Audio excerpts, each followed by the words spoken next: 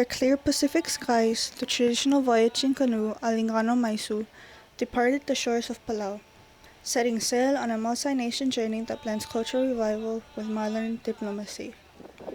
Crew members moved with quiet precision before launch, securing lashings, inspecting the woven sail, reviewing provisions for weeks at sea. True to ancestor practice, there are no engines aboard.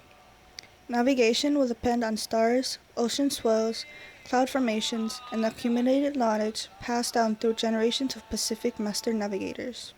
The voyage will take the canoe north to Taiwan, westward across Micronesian waters, toward Saipan, onward to Yap, and eventually back to Palau, retracing sea routes that once connected island societies long before modern borders existed. At the departure ceremony, leaders emphasized that the journey represents both cultural preservation and international partnership. President Surang Whips Jr. also spoke before the canoe pushed beyond the reef. What begins here today carries a meaning far beyond our reef.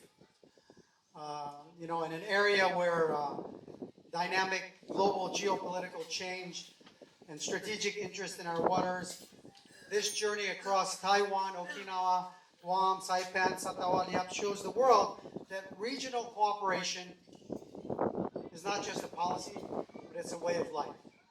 We are family, and we work together. The canoe's departure was marked not by spectacle, but by ceremony. Traditional chants, quiet blessings, and a steady lifting of sail into the trade winds.